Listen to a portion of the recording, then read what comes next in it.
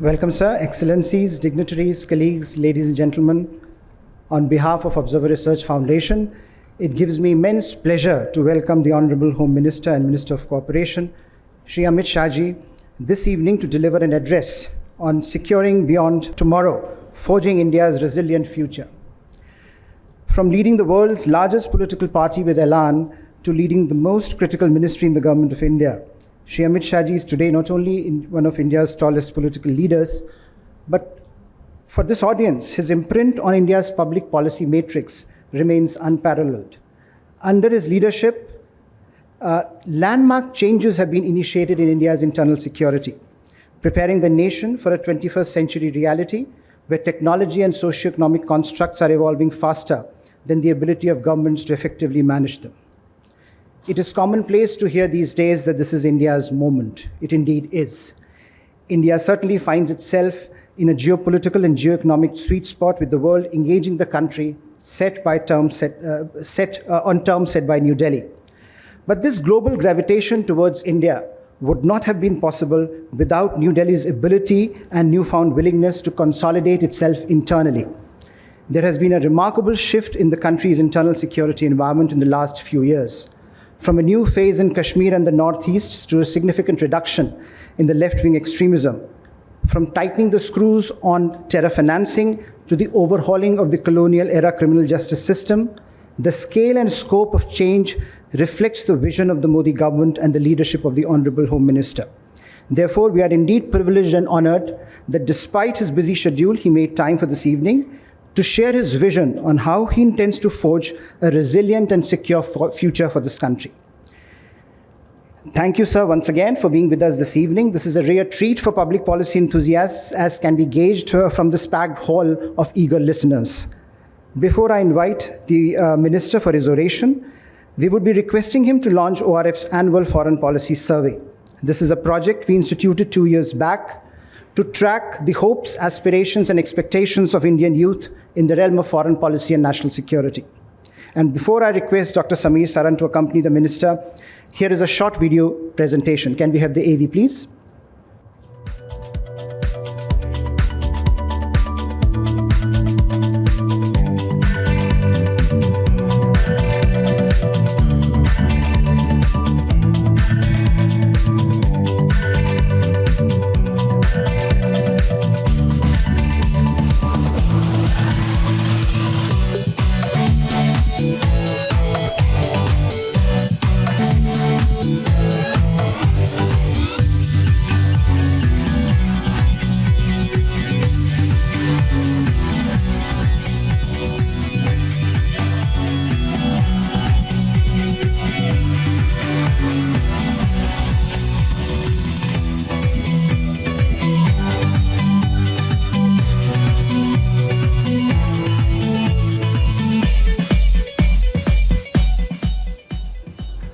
Thank you. And now can we have the Honorable Home Minister and Dr. Saran on the dais, please? And may I also request my two co-authors to join me, Shivam Shekhawat and Aditya Shivamurthy, for the launch of the survey.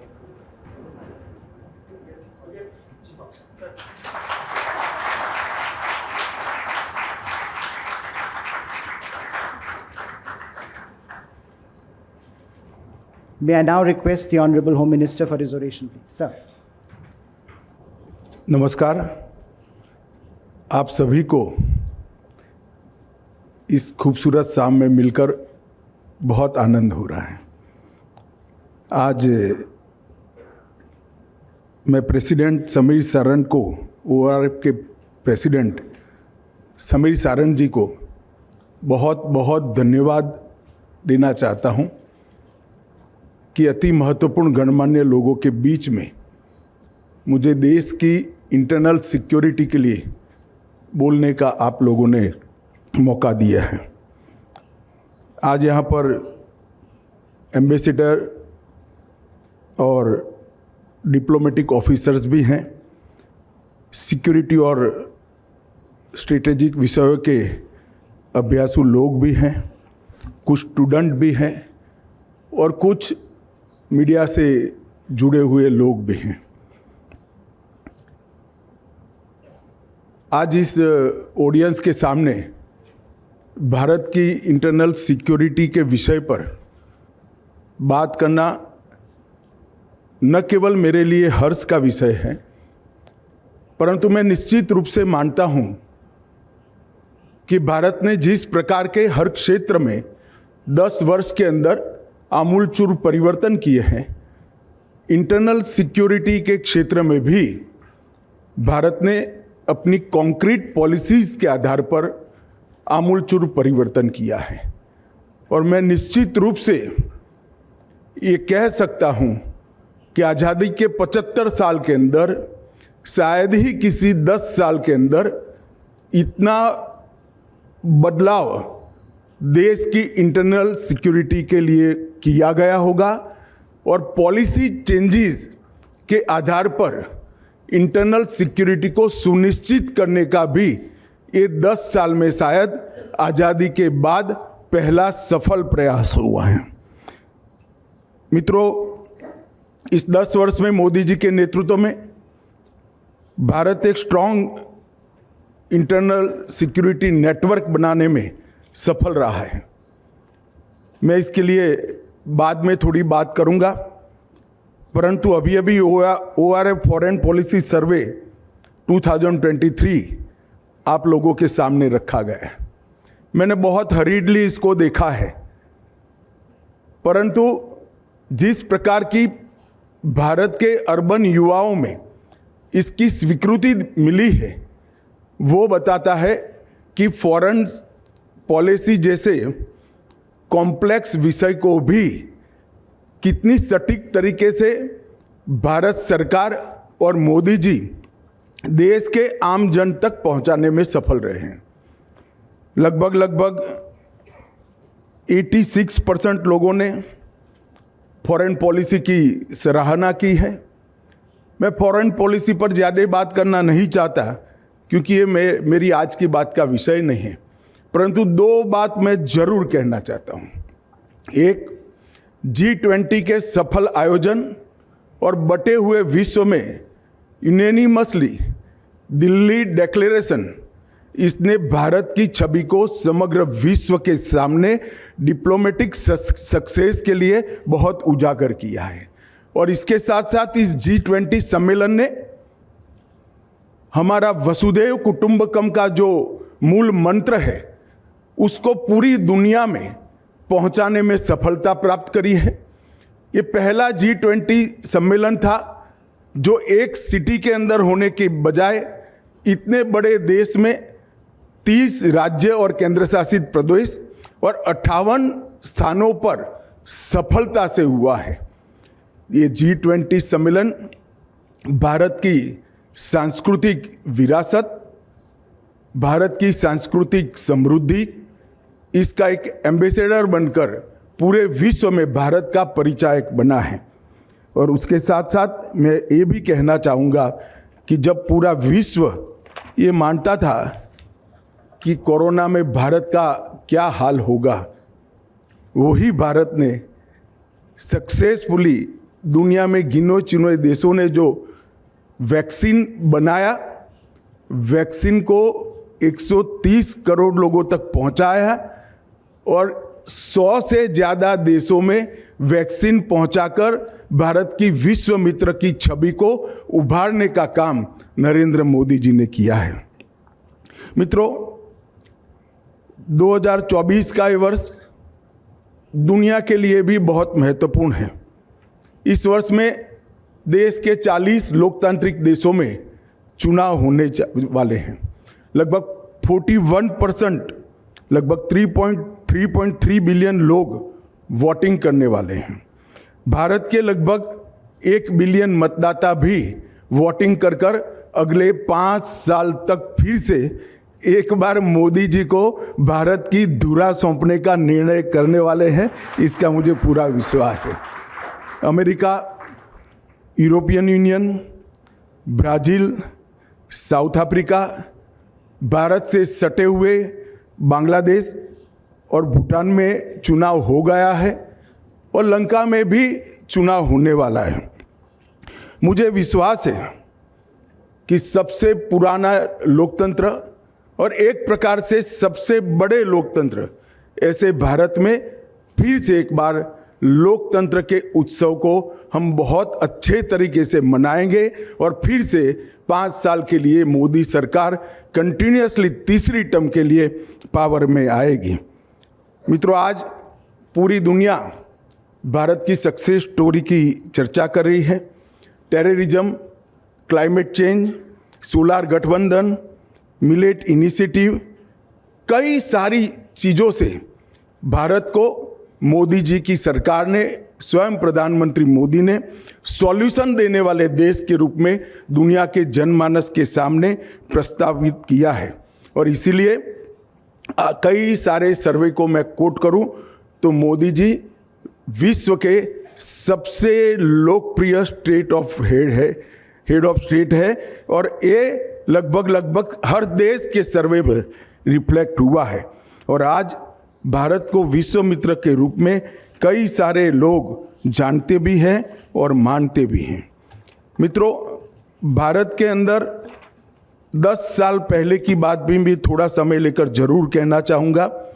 ये 10 साल भारत के लिए राजनीतिक स्थिरता, भ्रष्टाचार मुक्त शासन, जन कल्याण, इन्वेस्टर फ्रेंडली एजेंडा और शांतिपूर्ण माहौल स्थापित करने में बहुत बड़ी सक्सेस भारत को और भारत के प्रधानमंत्री मोदी जी को मिली है।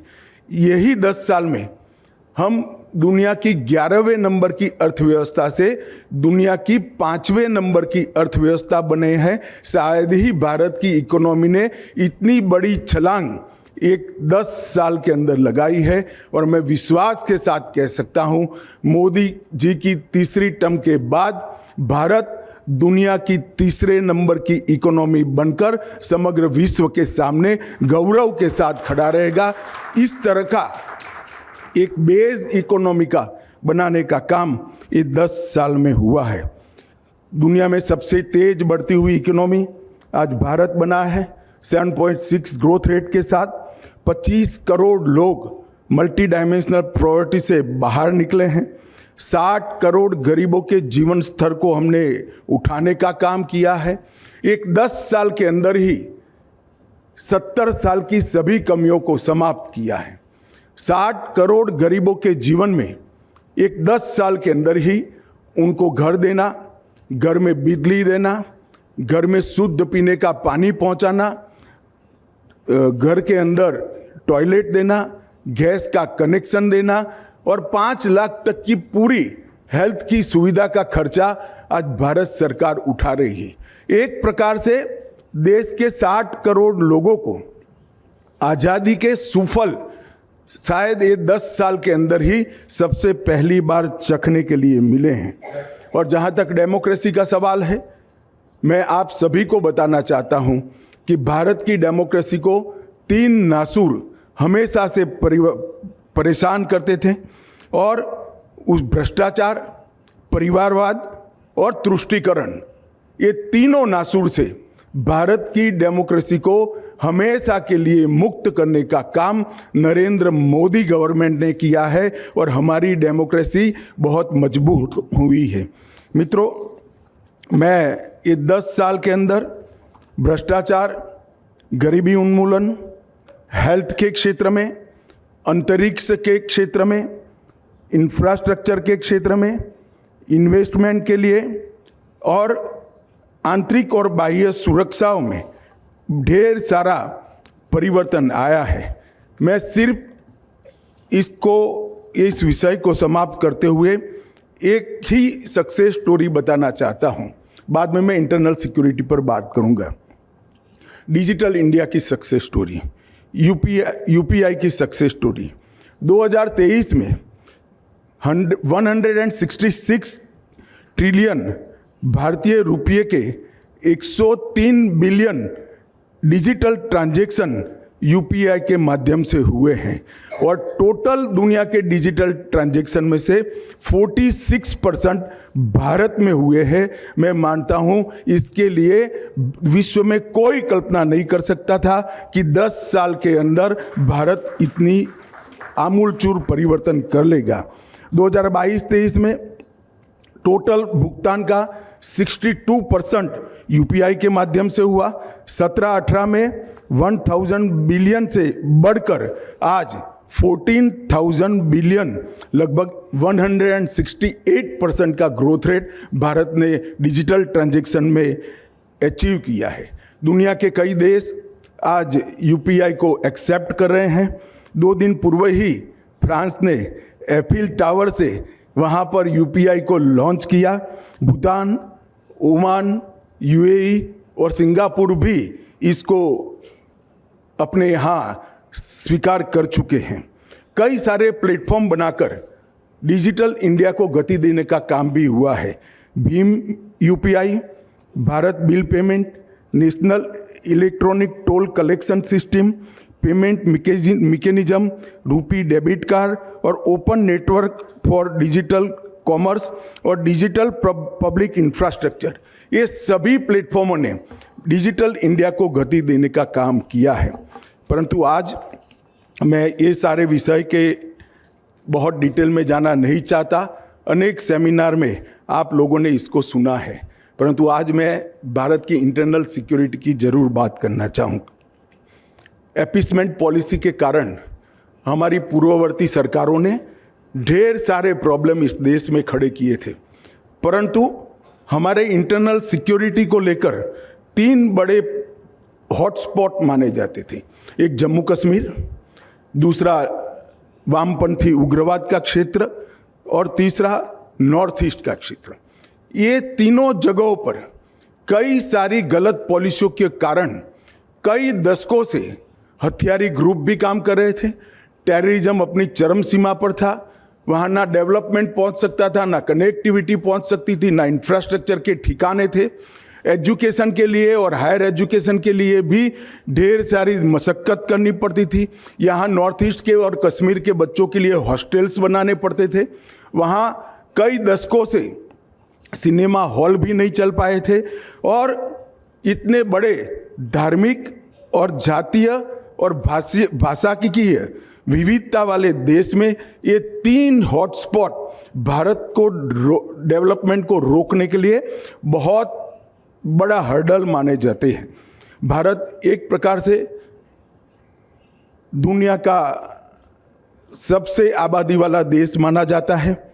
हमारी भूमि सीमाएं 6 देशों के साथ और समुद्री सीमाएं 7 देशों के साथ है और 75 वर्षों में हमने इंटरनल सिक्योरिटी के फ्रंट पर टेररिज्म, इंसर्जेंसी और वामपंथी उग्रवाद को झेला है। हजारों नागरिक, निर्दोष नागरिक और सुरक्षा बल हताहत हुए हैं और कई बच्चों ने हाथ में हथियार उठाकर अपने भविष्य को बर्बाद किया था।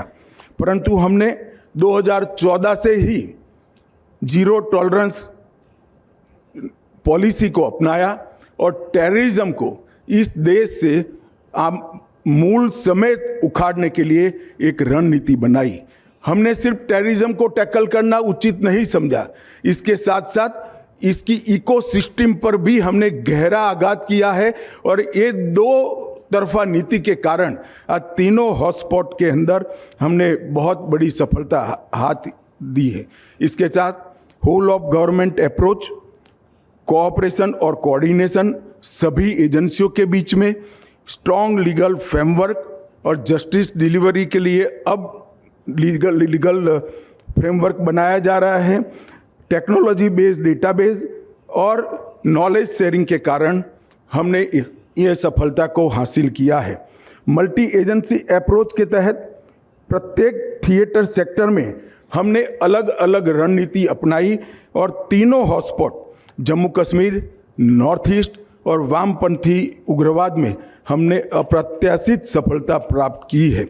मैं अभी के मोदी जी के शासन के 10 साल और यूपीए की सरकार के 10 साल, ये दोनों के तुलनात्मक आंकड़े आपके सामने जरूर रखना चाहूँगा। 2004 से 14 के बीच में हिंसक घटनाओं की संख्या 33,000 थी और 2014 से 23 के बीच में 9 ही साल में वो 62% घटकर 12,466 तक हम सीमित कर पाए हैं। कुल मृत्यु नागरिक और सिक्योरिटी फोर्सेस के 11,900 थे एक डेकेड के अंदर, और इस डेकेड के अंदर 3,276, 3,276, मतलब 72% डिक्रीज हमने रिकॉर्ड पर दर्ज किया है। ये बताता है कि ये पूरे क्षेत्र के अंदर शांति है। जम्मू के अंदर सालों से अलगाववाद की भावना खड़ी करने वाली धारा 370 और 35A को हमने हिम्मत कर समाप्त कर दिया। ढेर सारे मीडिया के लोग, पॉलिटिशियंस, पॉलिटिकल पार्टियां और ढेर सारे एक्सपर्ट्स का एक नैरेटिव बनाया हुआ था कि 370 जब हटाएंगे तब कश्मीर को कोई शांत नहीं रख सकता। मैं आप सबके सामने आनंद और गर्व के साथ बताता हूं, एक भी गोली चलाए बगैर हमने धारा 370 को समाप्त कर दिया। और कश्मीर के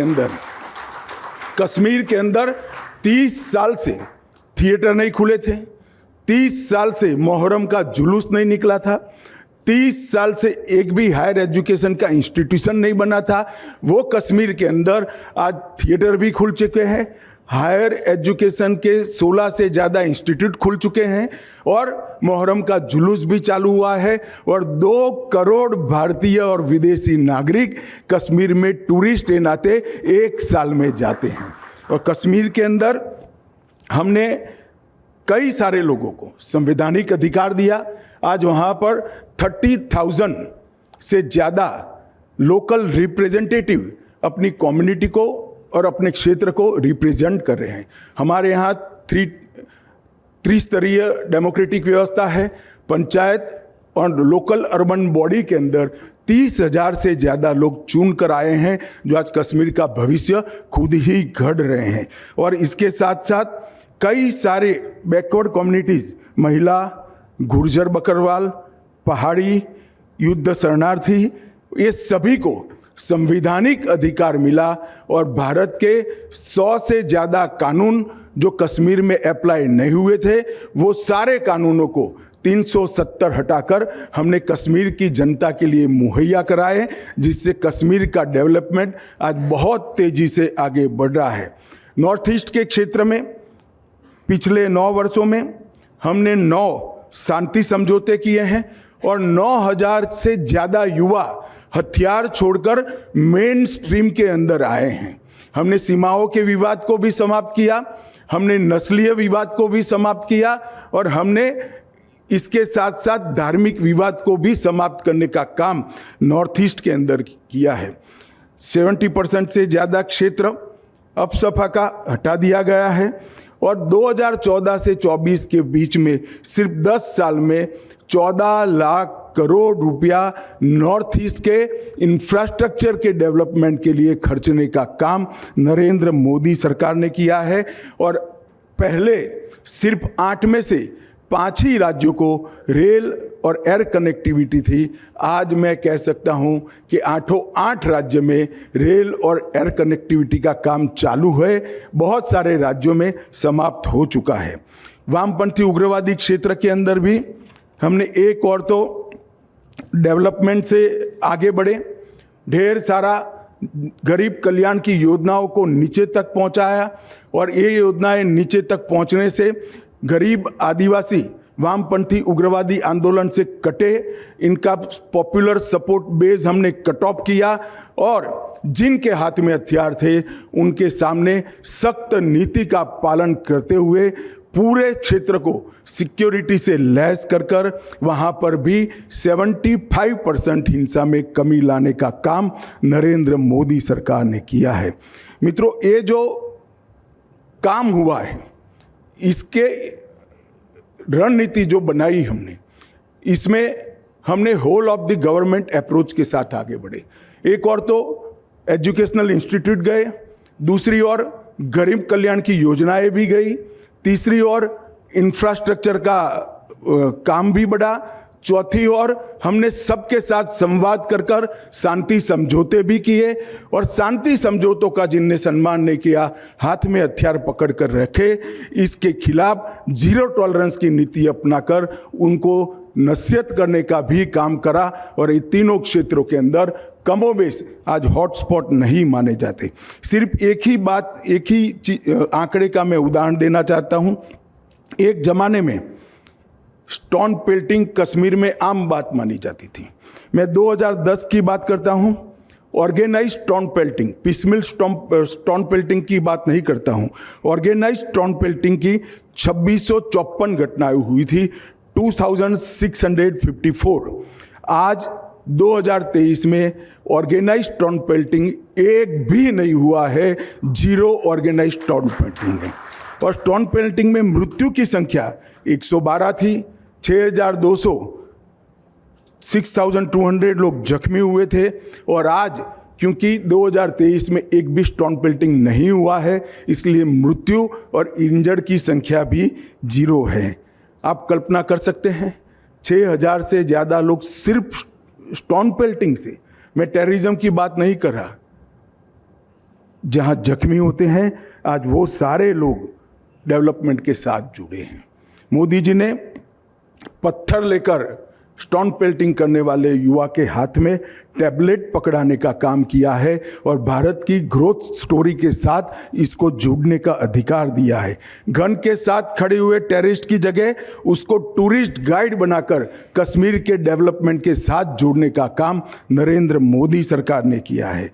मैं बड़े भरोसे से कहता हूं कि आने वाले दिनों में हम इससे भी आगे ये तीनों क्षेत्र को और सुरक्षित करेंगे, मजबूत करेंगे और पूरे भारत की तरह ये हमारे डेवलप भारत के, विकसित भारत के और आत्मनिर्भर भारत के हिस्से होंगे, इसका मुझे विश्वास है।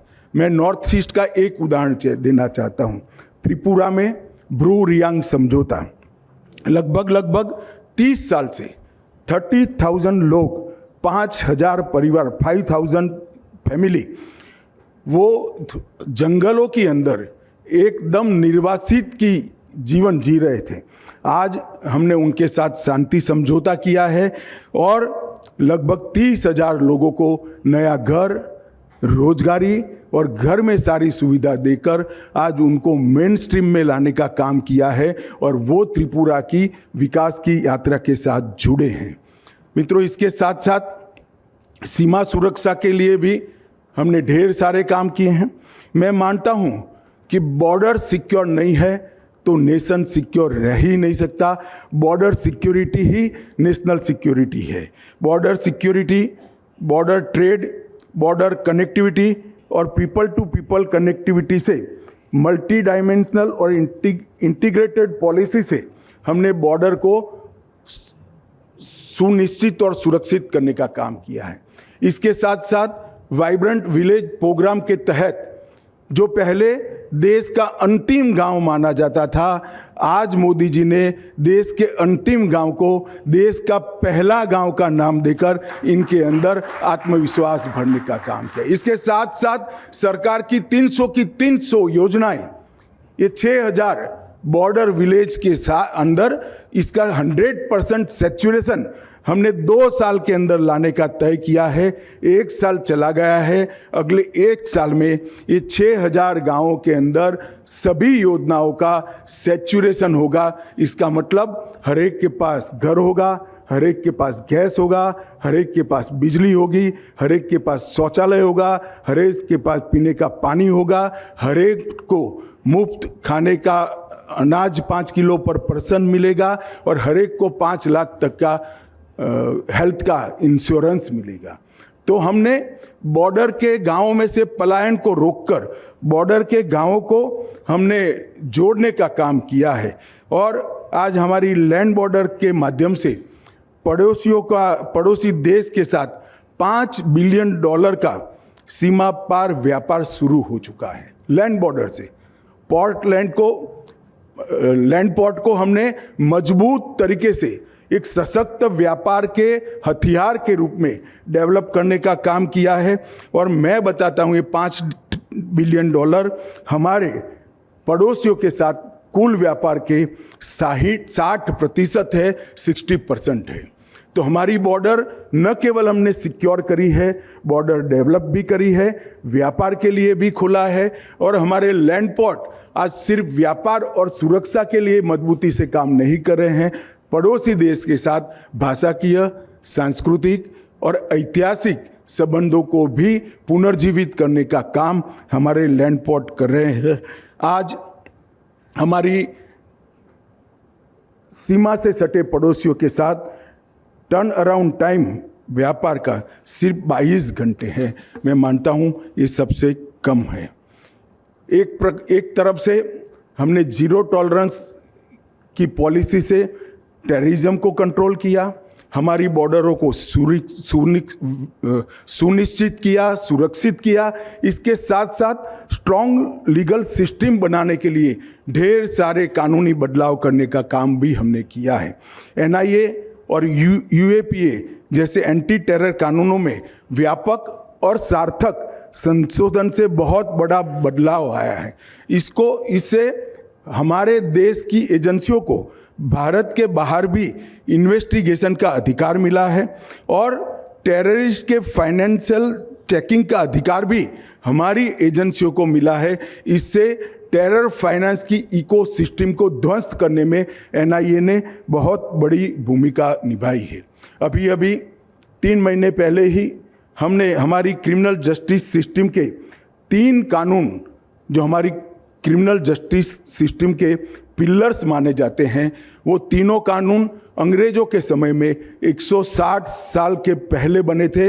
हमने 160 साल के बाद भारत में भारतीय दर्शन के साथ, इंडियन आइडियोलॉजी के साथ न्याय के कंसेप्ट को जमीन में उतारते हुए 160 साल पुराने कानून भारत की नई संसद के बिल्डिंग में पारित कर पहली बार क्रिमिनल जस्टिस सिस्टम को हमने स्ट्रॉन्ग करने का काम किया है। और मैं मानता हूं ये कानून हमने इस तरह से बनाए हैं, मैं आज आपके सामने विश्वास के साथ कह सकता हूं, मैंने देश की संसद में भी कहा है कि तीनों कानून के 100% इम्प्लीमेंटेशन के बाद भारत में कोई भी केस 3 साल से ज़्यादा लंबा नहीं चल सकता।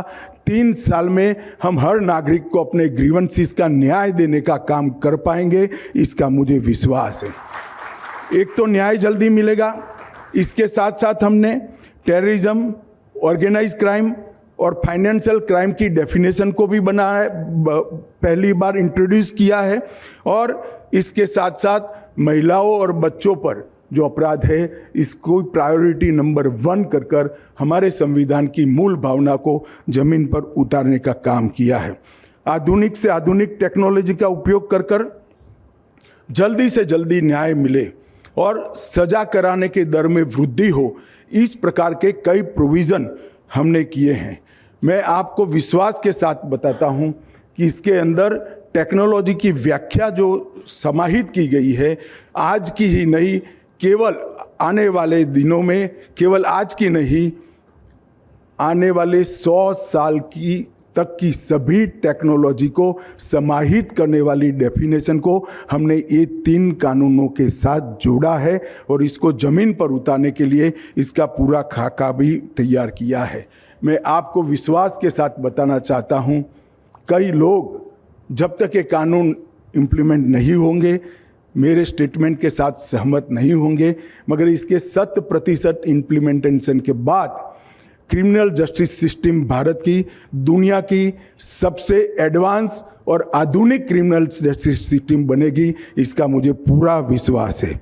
मित्रों, ईज ऑफ जस्टिस को सरल, सुसंगत, पारदर्शी, समय अनुसार और जवाबदेही प्रोसीजर के साथ हमने साकार किया है और हमने फॉरेंसिक साइंस को इसके अंदर बहुत महत्व दिया है। फॉरेंसिक साइंस के उपयोग से सजा कराने का दर, टेक्नोलॉजी के उपयोग से सजा कराने का दर बढ़ेगा। 7 साल और उससे ज़्यादा सजा वाले हर गुनाह के लिए फॉरेंसिक ऑफिसर की विजिट को हमने कंपलसरी किया है। इसके साथ साथ हमने ICGS और CCTNS, ये 5 साल पहले शुरू किए हुए हमारी इनिशिएटिव आज हमें सुफल दे रहे हैं। ICGS के अंदर ई प्रोसिक्यूशन, ई प्रिजन, ई फॉरेंसिक, ई कोर्ट्स और ई पुलिस स्टेशन, ये पांचों पिलर को एक साथ हमने कनेक्ट किया है और लगभग करोड़ों डेटाओं को इसके अंदर स्टोर करने का काम किया है। और ये सभी डेटाओं के एक दूसरे के साथ बात करने के लिए आर्टिफिशियल इंटेलिजेंस का उपयोग कर सॉफ्टवेयर बनने की प्रक्रिया भी अंतिम चरण में है। और ये सारे जो डेटा हमने कलेक्ट किए हैं, इसमें फिंगरप्रिंट का नफीस का डेटा, आईमॉट में टेररिज्म का डेटा, नार्को ऑफेंडर्स का निदान का डेटा, साइबर क्राइम रिपोर्टिंग का पोर्टल का डेटा, सेक्सुअल ऑफेंसर्स का data, database on crime multi agency centre के अंदर विशिष्ट प्रकार के क्राइम का डेटा, ह्यूमन ट्रैफिकिंग ऑफेंडर का data, track child, prison database और वीज़ा और फॉरेन रजिस्ट्रेशन ट्रैकिंग और वाहन एवं सारथी के माध्यम से पूरे हमारे व्हीकल का डेटा एक साथ बन चुका है। और आने वाले दिनों में ICGS इसके सॉफ्टवेयर बनाकर डेटा को न्याय के काम में उपयोग में लाने का काम भी करेंगे। इसके साथ साथ हमने विश्व की सबसे पहली नेशनल फॉरेंसिक साइंस यूनिवर्सिटी की स्थापना की है, जिसमें हर साल 30,000 से ज़्यादा फॉरेंसिक एक्सपर्ट तैयार होंगे, साइंटिस्ट तैयार होंगे, जो हमारी क्रिमिनल जस्टिस सिस्टम की इको सिस्टम को स्ट्रेंथ देने का काम करेंगे। और ये जो नए कानून आए उसके पास हमारा इन्वेस्टिगेशन अब 3rd डिग्री की तरह फॉरेंसिक यूज़, डाटा की डिग्री और इंफॉर्मेशन की डिग्री पर निर्भर हो जाएगा। मैं फिर से एक बार मेरी बात को रिपीट करता हूं कि 3 कानूनों के संपूर्ण इम्प्लीमेंटेशन के बाद भारत की क्रिमिनल जस्टिस सिस्टम दुनिया की सबसे आधुनिक और एडवांस क्रिमिनल जस्टिस सिस्टम बनेगी, इसका मुझे पूरा विश्वास है। मित्रों, आने वाले दिनों में हमें डेटाबेस के उपयोग के लिए भी ढेर सारे सॉफ्टवेयर को पॉपुलर बनाने के लिए अभी से सॉफ्टवेयर के साथ यूथ को भी जोड़ने का कार्यक्रम बना है। एक और इनिशिएटिव नारकोटिक्स के खिलाफ लड़ाई, नशा मुक्त भारत का लक्ष्य मोदी जी ने 2047 में रखा है। इसके सिद्धि के लिए हमने नारकोटिक्स के खिलाफ एक सुनियोजित प्लान के तहत जंग की शुरुआत की है। भारत ने इसका परिचय अब तक दुनिया में 2 बड़े स्पॉट जो नारकोटिक्स के हैं उसको गोल्डन ट्रायंगल या गोल्डन क्रिसेंट के नाम से जाना जाता था। भारत ने उनका नाम डेथ ट्रायंगल और डेथ क्रिसेंट बनाकर नारकोटिक्स के प्रति हमारे अप्रोच को दुनिया के सामने स्पष्ट किया है। और आज इसके भी मैं कुछ स्टेटिस्टिक आपको जरूर देना चाहता हूँ।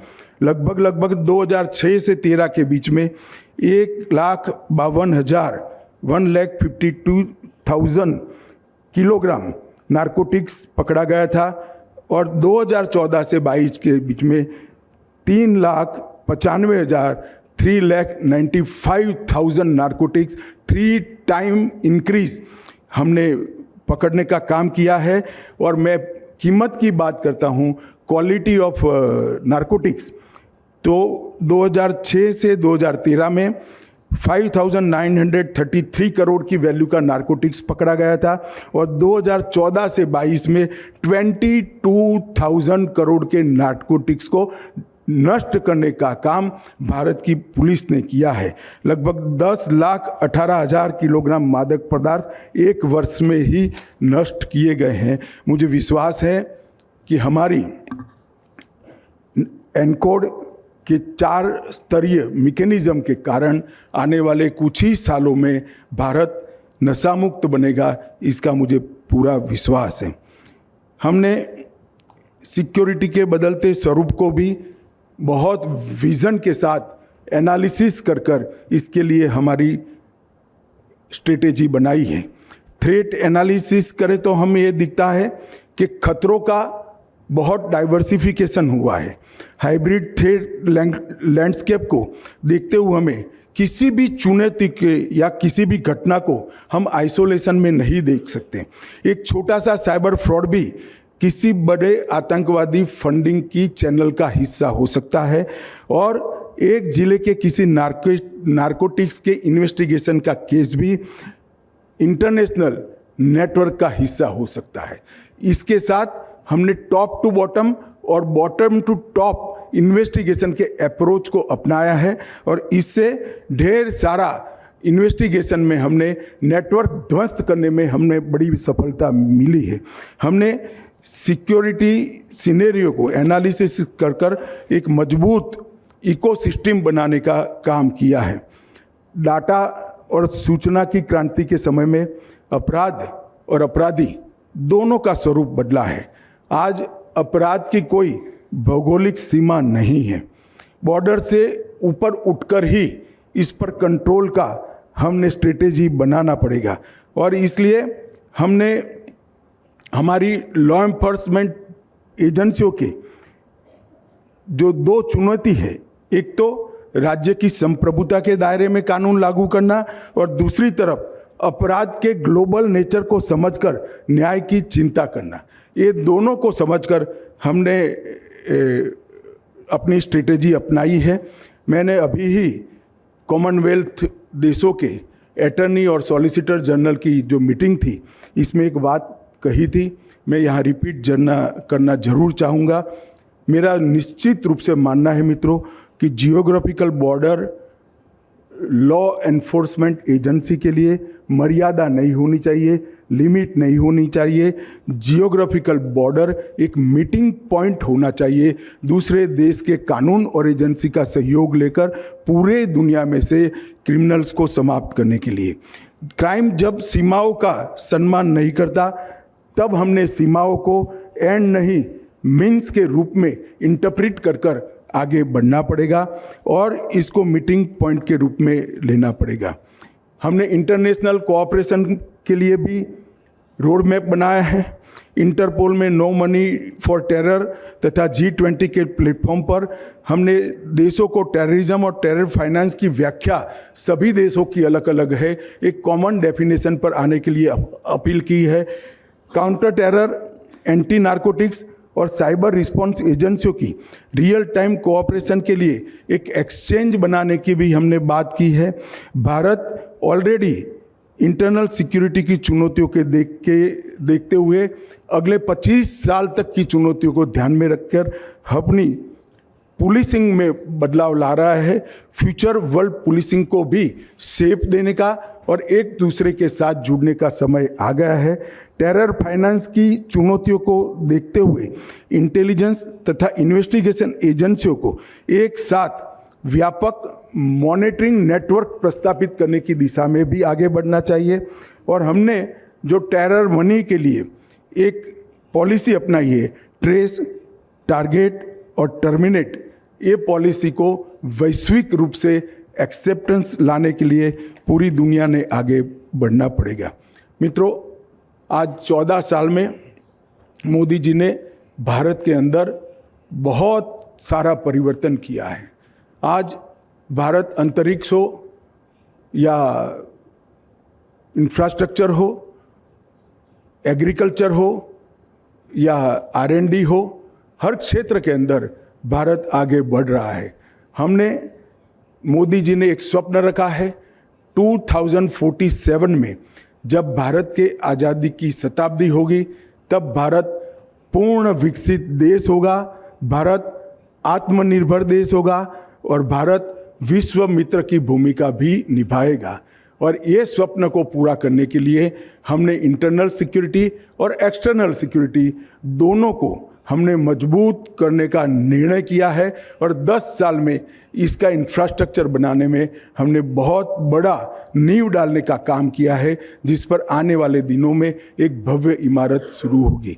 मैं इतना ज़रूर कहना चाहता हूँ कि आज़ादी के समय से 2014 तक भारत की इंटरनल सिक्योरिटी और एक्सटर्नल सिक्योरिटी के लिए कोई पॉलिसी नहीं थी, वो भारत की विदेश नीति के बोझ के तले दब गई थी।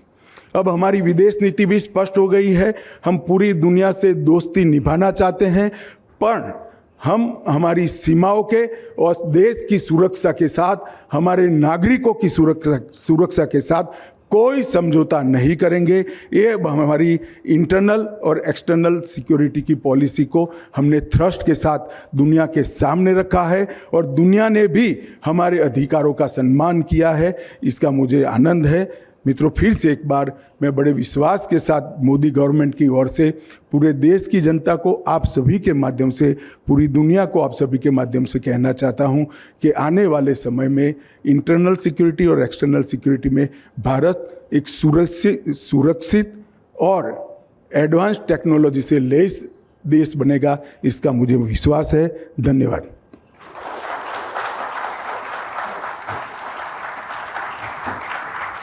Thank you, Honorable Minister. Now let me hand over the mic to Dr. Sarang. Thank you. Before I engage in a conversation with the Honorable Minister, let me just alert you all that the foreign policy survey that the Minister has launched today, this evening, is available outside and all of you can pick up a copy as you leave the venue. माननीय गृह मंत्री जी, आपका हमारे साथ इस शाम को होना हमारे लिए बहुत बड़ी गर्व की बात है। ORF और हम सब के लिए, हम जानते हैं ये एक बहुत ही व्यस्त समय है, पार्लियामेंट सेशन में है, इलेक्शन नज़दीक है और आप ही का मंत्रालय देश की नींव है और इस सब के बावजूद आप यहाँ आए हमारे लिए, हम आपके आभारी हैं। और मैं कई महीनों से एक रिक्वेस्ट थी आपके ऑफिस में कि आप आके एक नेशनल सिक्योरिटी पे एक लेक्चर दीजिए। ये भारत के लिए ज़रूरी है कि इसको सब लोग, चाहे यूथ हो चाहे आम जनता हो, सिक्योरिटी के मामले में थोड़ी ज़्यादा दिलचस्पी दिखाए, क्योंकि every citizen is a defender, is a respondent. I think ये ज़रूरी है, तो इसके लिए हम आभारी हैं कि आप हमारे साथ आए। स्टेक होल्डर भी हैं और डिजिटल एज में तो बहुत ज़्यादा बड़े स्टेक होल्डर हैं। आपने और हमारे सामने अपना एक दृष्टिकोण का उल्लेख भी दिया, विकसित भारत और सुरक्षित भारत दोनों एक साथ चलते हैं। आप विकसित नहीं हो सकते जब तक आप सुरक्षित ना हो, सशक्त ना हो, और आपने इसका हमें उल्लेख दिया, इसके लिए भी शुक्रिया। अगर आपसे अनुमति हो तो मैं 2-3 सवाल पूछ लूँ और फिर ऑडियंस से भी ले लें। जरूर। पहला तो जो आपने 3 बदलाव की बात करी, कश्मीर में बहुत बड़ा बदलाव आया है, नॉर्थ ईस्ट में बदलाव आया है, लेफ्ट विंग एक्सट्रीमिज़म, नक्सलवाद के ख़िलाफ़ काफ़ी एक हमें लाभ हुए हैं। हमें थोड़ी देखना जाए तो एक संघर्ष के बाद, काफ़ी सालों के संघर्ष के बाद अब ऐसा लग रहा है कि ये हमारे अब वश में है, आगे बढ़ सकता है, देश आगे जा सकता है। आज आप बैठे हुए जब आगे देखते हैं तो क्या और रोड मैप होना चाहिए, क्या और कर सकते हैं कि इसको हम कंसोलिडेट करें? देखिए, सबसे पहला, ये तीनों हॉटस्पॉट में टेररिज्म के कारण ढेर सारे डेवलपमेंट के बेसिक काम अब तक नहीं हुए हैं। हमने ये 10 साल में भी ढेर सारे बेसिक काम किए हैं और आने वाले 5 साल के अंदर बाकी के भारत जितना ही विकसित ये तीनों क्षेत्र बनाने का हमारा लक्ष्य है, तभी जाकर शांति हमेशा के लिए प्रस्तापित हो सकती है। मैं नॉर्थ ईस्ट की बात करूं तो लगभग 14 लाख करोड़ रुपया हमने खर्चा है। वामपंथी उग्रवादी क्षेत्र के विकास और सुरक्षा के लिए हमने लगभग 7 लाख करोड़ रुपया खर्चा किया है और जम्मू कश्मीर के विकास के लिए भी एक ही 10 साल के अंदर हमने 15 लाख करोड़ रुपए का खर्च किया है। तो एक प्रकार से तीनों क्षेत्र में आतंकवादी घटनाओं के कारण, आतंकवादी ग्रुपों के कारण डेवलपमेंट थोड़ा लेट पहुंचा था, उसको हमने पहुंचाने का प्रयास किया है। दूसरा, एक स्ट्रॉन्ग लीगल नेटवर्क से वहाँ की शांति को हम प्रस्तापित करना चाहते हैं, इसको हमेशा के लिए प्रस्तापित करना चाहते हैं। तो एक स्ट्रॉन्ग लीगल नेटवर्क भी बन चुका है। तीसरा, जैसे मैंने पहले कहा कि 9 से ज़्यादा हमने शांति समझौते किए हैं। इस शांति समझौते में जो लोकल डिस्प्यूट थे, इसके निराकरण की बात हमने करी है।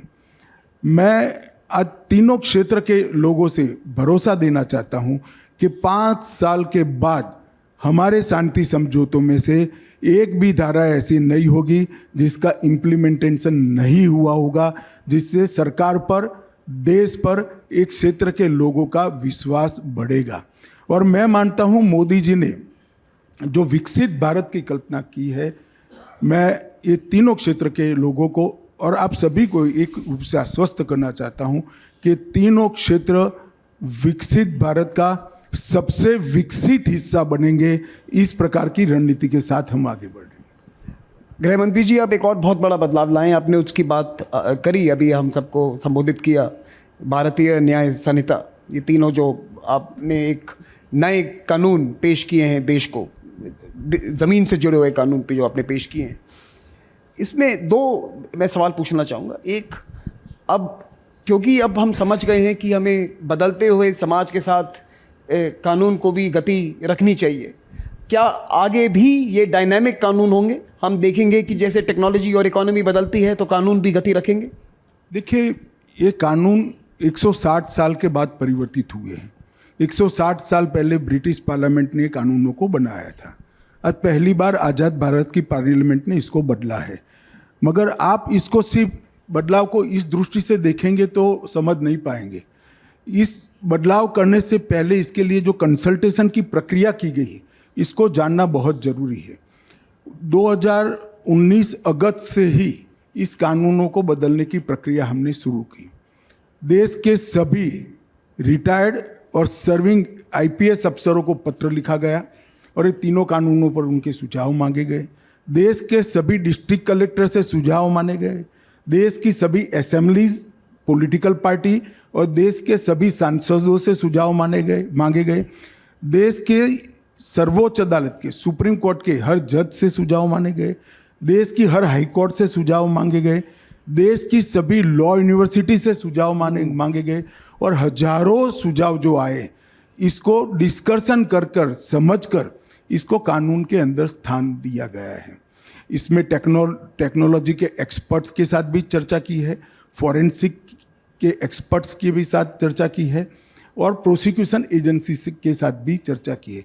मैंने खुद ये कानूनों को फाइनल करने के पहले 158 मीटिंग करी है और लगभग 1000 से ज़्यादा घंटों तक मैं चर्चा में सबके साथ बैठा हूँ।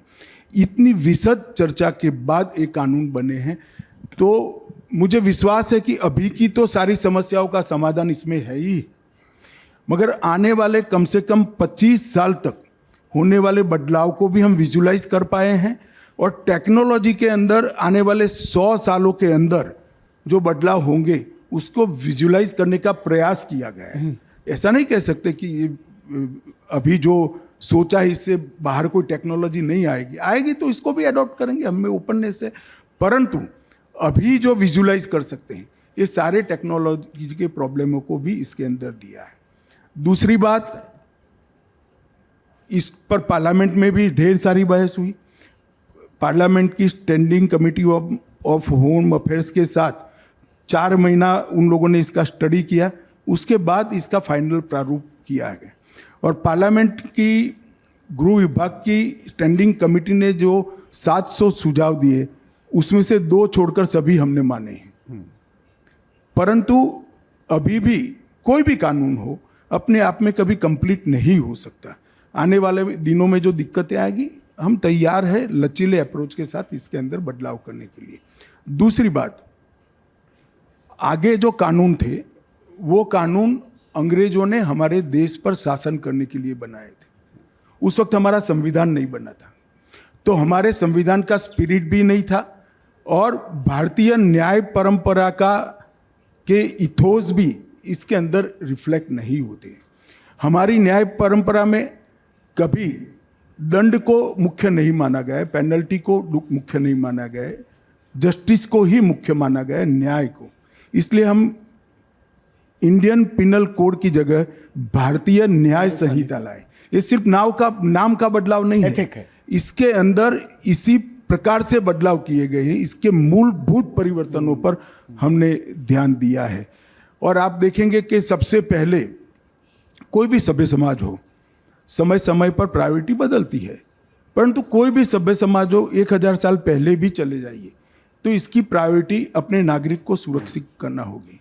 यहाँ पर मर्डर को 302 पर रखा गया था, मतलब प्रायोरिटी नहीं थी उनकी। प्रायोरिटी इसके पहले सरकारी खजाने की लूट, रेलवे का प्रोटेक्शन, ब्रिटिश अफसरों के साथ दुर्व्यवहार, उन पर हमला और राज्य की निंदा, राजद्रोह जिसके तहत गांधी जी और तिलक महाराज जेल में गए थे, ये इनकी प्रायोरिटी थी।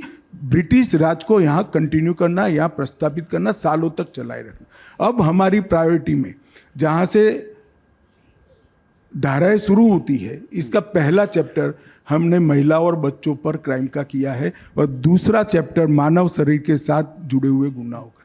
तो हमने प्रायोरिटी हमारे संविधान के स्पिरिट के साथ मैच कर इसको जमीन पर उतारने का काम किया है और मैं मानता हूं कि इसके बहुत बड़े बदलाव आने वाले कुछ समय के अंदर मिलेंगे और स्पीडी न्याय से न्याय मांगने वालों की भी संख्या बढ़ेगी और न्याय प्राप्त करने वालों की भी संख्या बढ़ेगी। ये कहा जाता है कि आप लॉ इन्फोर्समेंट एजेंसी से खुद बात करते हैं, थोड़ी फीडबैक भी मिली होगी कुछ?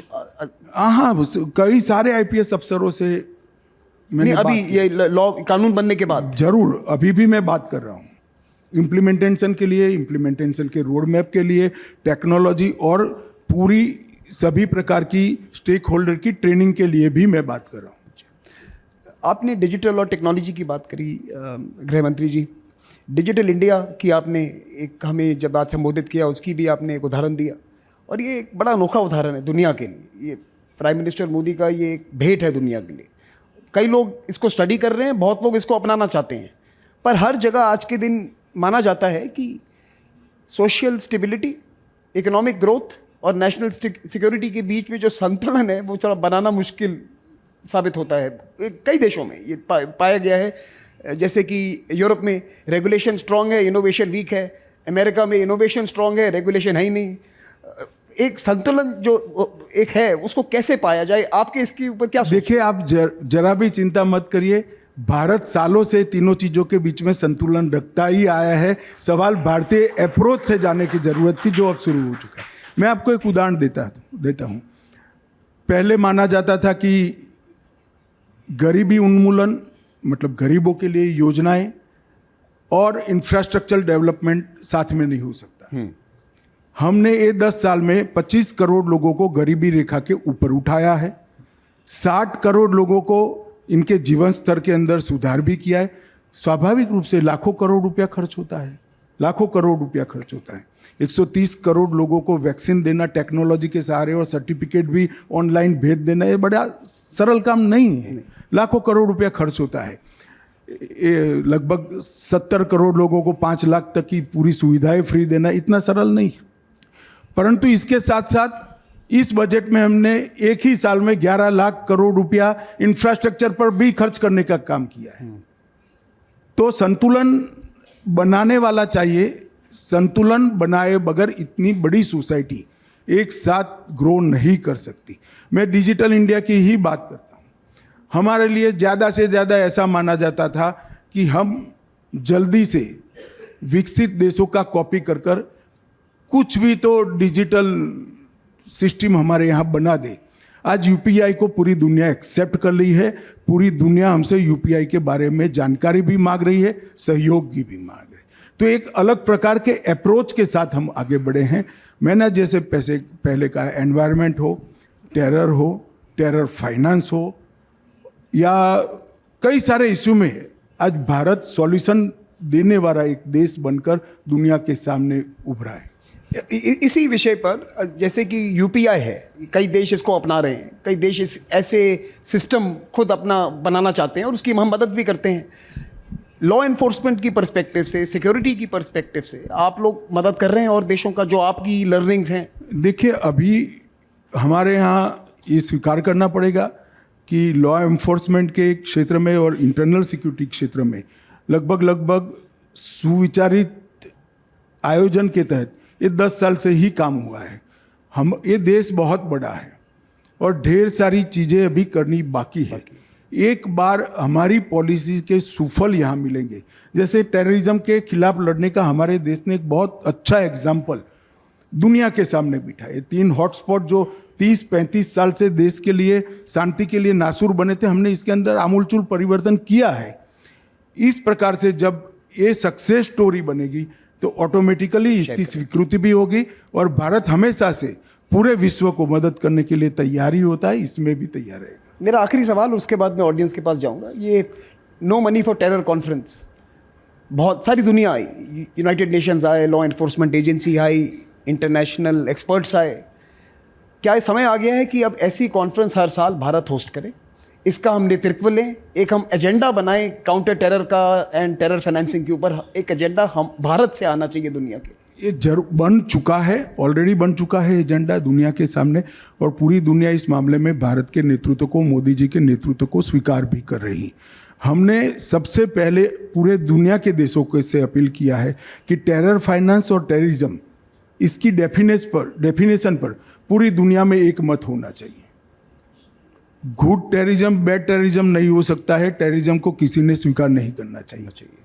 तो इसकी डेफिनेशन पूरी दुनिया में एक होना चाहिए, तभी जाकर वैश्विक प्रयास तेज हो पाएंगे।